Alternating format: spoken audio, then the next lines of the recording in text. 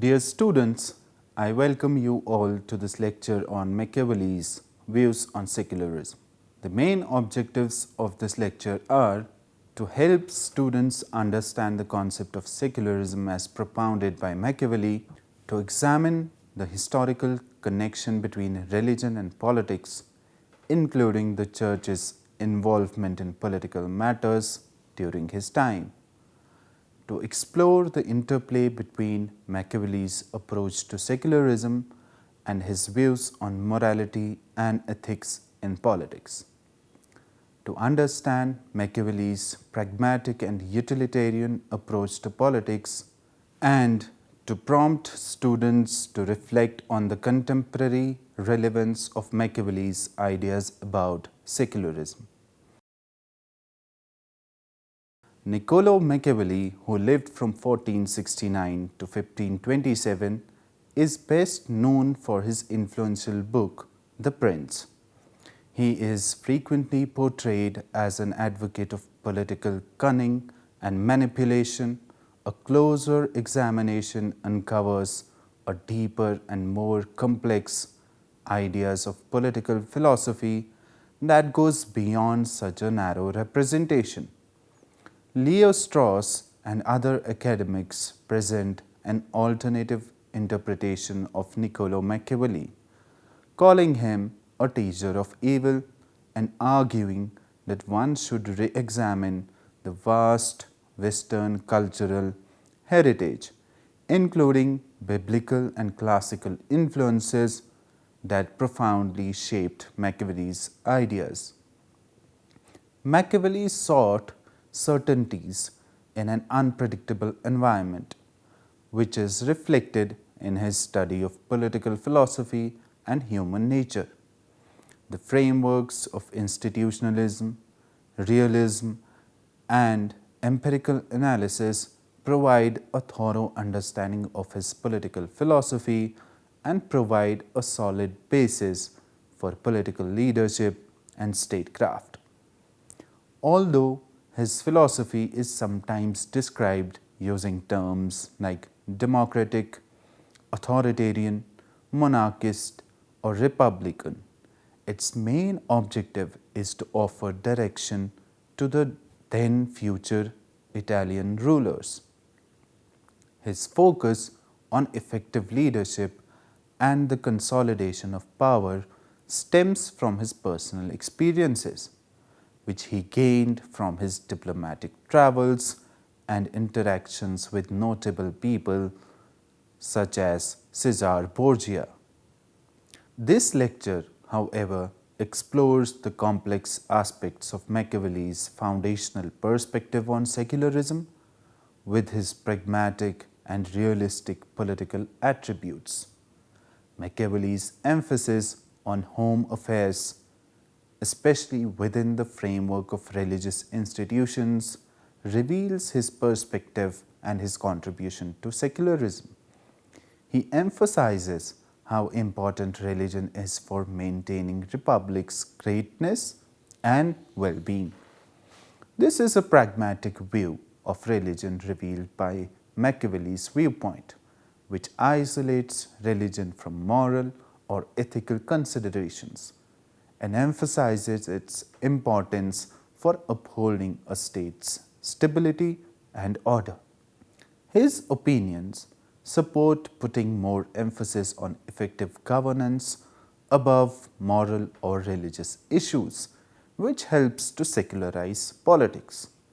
This pragmatic viewpoint supports the growth of secularism by highlighting how crucial it is to keep the political and religious domains apart in order to preserve a republic's stability and prosperity. A church state functions on the belief in divine forces that transcend human reason, control, and virtue. It is frequently defined by direct government or significant influence from religious institutions, especially the Catholic Church. These states are distinguished by powerful, long-standing religious organizations that not only direct the ethical and spiritual facets of the lives of the people, but also have a big say on how the state is run. The authority and support of religious institutions, especially the church, are critical to the stability and power of the rulers in such church nations. Machiavelli's definition of virtue, as presented in The Prince, takes on a less significant role in the context of church states. Machiavelli often uses the word virtue to refer to the attributes or conduct of a ruler that aid in gaining and holding on to political power. But these traditional ideas of virtue might not be as applicable in church states. This is due to the fact that the spiritual and heavenly legitimacy of the church frequently ensures the stability and authority of the state, diminishing the importance of particular characteristics possessed by rulers in ensuring the longevity and prosperity of the state. Essentially, church-state power structures are based less on Machiavelli's conventional virtues and more on religious organizations and heavenly authority. In stark contrast to the traits frequently associated with church-state rulers, Machiavelli lays out a different set of qualities for leaders who are mainly driven by politics. Machiavelli's counsel to politically motivated rulers tends to be pragmatic and focused on maintaining power, in contrast to church-state rulers who are required to uphold moral and ethical virtues like compassion, love, and generosity because they are directed by transcendent ideals. He argued that politically motivated leaders should put an emphasis on instilling fear rather than love, exercise caution when showing compassion and generosity, and when necessary, use deliberate cruelty. These characteristics represent Machiavelli's pragmatic perspective that political authority is a distinct sphere, distinct from the moral norms espoused by church-state rulers and help to maintain control and stability within the state. He further emphasized on the importance of military knowledge and mental as well as physical preparedness for a ruler that is critical for the success and the stability of the state, which again does not align with the attributes of a church state. To handle the complexities of power dynamics, he argued for a separation between political acts and ethical considerations, as the decision makers should be inspired by what actually works in the real world rather than by archaic moral or religious virtues. Machiavelli advocated for leaders to prioritize political realities over religious or moral considerations. This transition towards secularism, separating political decision making from religious doctrines, is a fundamental aspect of his philosophy. The revision of the conventional notion of virtue highlights not only his opposition to the social repercussions of Christianity, but also his broader support for the separation of politics and religion, consequentially making inroads for governance. The division of Italy into a number of independent states, accumulation of political power in the hands of the monarchs, and the inability of the previous philosophers to entirely break free from the church influenced Machiavelli to shift his political thought-making ways to the democratic and manipulative policies. He also argued that in order to gain and retain power, leaders should employ any strategies required. This method stood in direct contrast to moral principles of Christianity. According to Machiavelli, religion has a negative impact on society and notably weakens and disintegrates the state. According to his opinion, religion was in charge of instilling in people a sense of resentment towards material wealth and ambition. This was mainly as a result of religious teachings that promoted humility, self reflection, and an emphasis on the afterlife. As a result, people lacked the motivation to take the forceful and ambitious acts that are frequently required to defend and strengthen the state. This religious influence, in Machiavelli's opinion, produced a culture that seemed passive, contemplative, and too preoccupied with spiritual issues. The state lacked the capacity to adequately respond to external threats or difficulties. As a result of the dominance of religious ideals, Machiavelli used the phrases effeminate and disarmed to describe a society that had lost its vitality and capacity for self-defense. In short, he argued that while humility and the afterlife were significant in a spiritual sense, they weakened the state's political might and cohesiveness.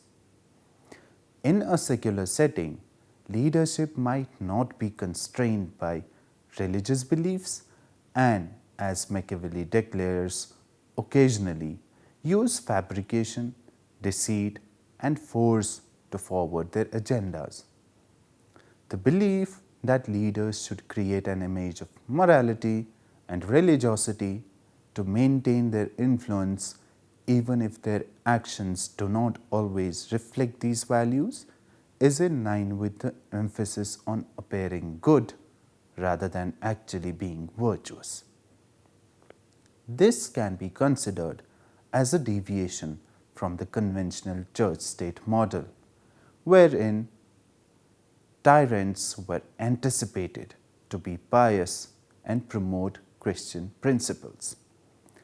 Also, the interference of the church in matters political, such as conflicts, alliances, disputes, excommunication of the rulers, often clashed with the interest of the state, which made the state divided and fragmented. This further divided the loyalty of the populace, hindering the political unity. Machiavelli considered religious control by the church and her clergy as a source of political weakness. He contended that the church's domination tends to weaken secular decision making and hinders it from acting in the interest of the state. In addition, Machiavellian strategies use deception, persuasion, and even cruelty, which stands in total contrast to the ideals of Christianity that encourage sincerity, modesty, and nonviolence. Machiavelli strongly believed that it is necessary to acknowledge the significance of secular lawmakers in the administration of the state. He maintained that in order to create a more balanced and functional political system, the undue influence of the church and religious leaders in political issues needed to be fixed. His advice to the Republic was based on the notion that secular leaders ought to have significant impact on decisions and the use of authority. He was aware that taking firm measures would be necessary to achieve political equilibrium. He thus advocated policies such as the rule of law, promotion of virtuous individuals to positions of leadership, forming diplomatic relationships, etc., that opposed the prevailing hierarchies of power, frequently dominated by the church and the nobility. Machiavelli's idea of virtue does not carry what is generally referred to as virtue, but a distinct kind of excellence or prowess. Virtue is not merely about achieving success at any cost, it carries a distinct moral and practical dimension. Another common misconception about the ideas of Machiavelli is that he separated politics from morality and supported immoral behavior. The distinction is not superficial but delves deeper, revealing the conflict between two opposing moralities. The first morality, which has its roots in the paganism, includes principles such as bravery, vigor, perseverance in the face of difficulty, accomplishment in public, order, discipline, happiness, strength, justice, and the assertion of one's legitimate claims. Religious morality stands in contrast to pagan morality by placing unparalleled emphasis on compassion, kindness, sacrifice, love of God, forgiving one's adversaries, disdain for material possessions, belief in an afterlife, and salvation of the individual soul. Machiavelli's argument was that those who adhere to the Christian values will be unable to create a satisfying, robust state, instead, push it towards destruction. Machiavelli's conception of morality is context specific and primarily applies to the domain of politics, where preservation of the state and the common good are the ultimate goals, even if this means going against conventional Christian moral principles. His concept of morality, as exemplified by the notion of virtue. Machiavelli's political philosophy is largely based on his idea of virtue, which outlines a complex framework for efficient governance and leadership. Virtue is characterized by an outcome-centric approach that demands political shrewdness, flexibility, and the ability to adjust to shifting political environments. This idea emphasizes the need for pragmatism when confronted with existential dangers to the state. Virtue emphasizes how crucial it is for the community to survive and be well cared for. Often, this utilitarian viewpoint, which holds that the means justify the ends, challenges accepted moral principles. Even if it means manipulating religious beliefs, Machiavelli contends that rulers should strategically use religion and sacred symbols to uphold their dominance. A key tenet of Machiavellian's philosophy is that the ends, such as the stability of the state or the ruler's security, justify the means. This utilitarian approach can be seen as conflicting with religious moral principles that stress the inherent value of moral behavior, regardless of the consequences.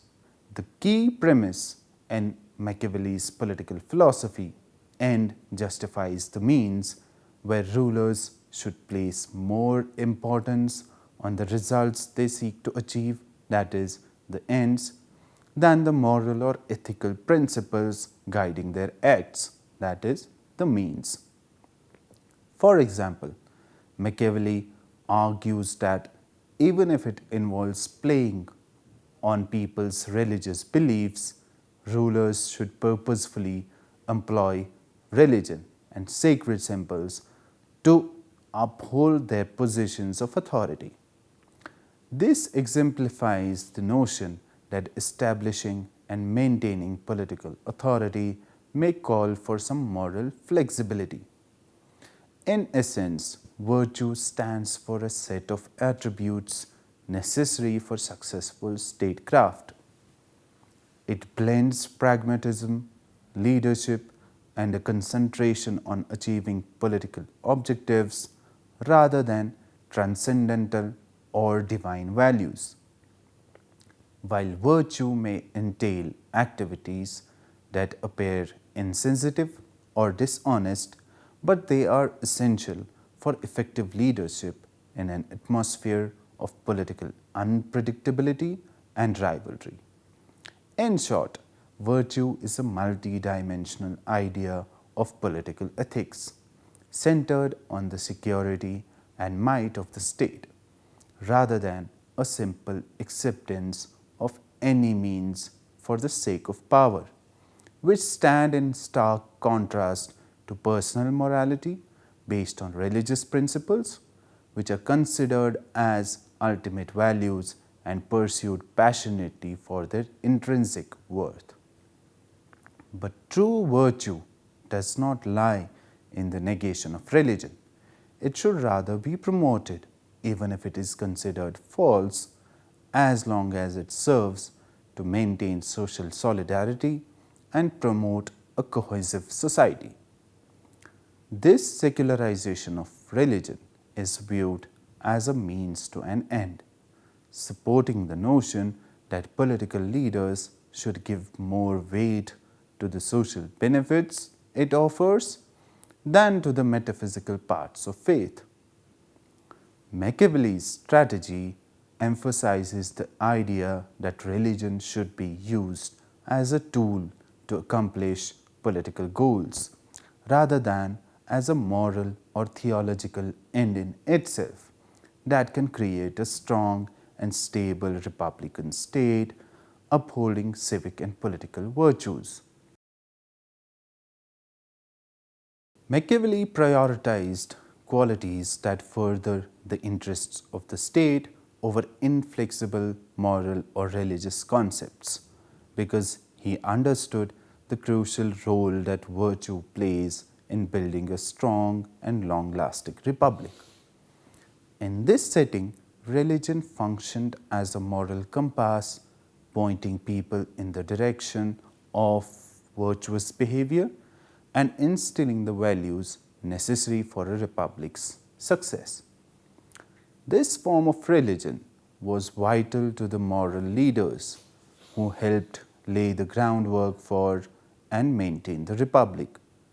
It instilled courage, inspired residents to strive for worldly glory, and taught them to appreciate freedom and defend their country. This virtue of religion did not focus on any one deity or set of religious precepts, but rather on secular virtues and values that are essential to the health of a republic.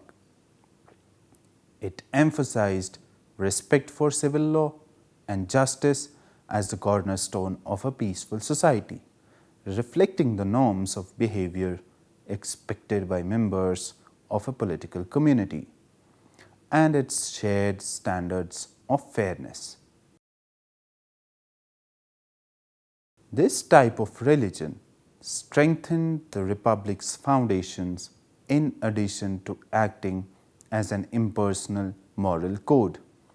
It served as a catalyst to get people working towards shared objectives and the state's overall welfare. It promoted the republic's unity and collective power by imparting virtues like bravery, patriotism, and the quest for glory. By supporting a religion that was consistent with republican ideals and goals, Machiavelli's method reduced the likelihood of disputes between religious convictions and the needs of the state. It placed a strong emphasis on the useful and secular components of religion that supported political stability, societal harmony, and the preservation of freedom.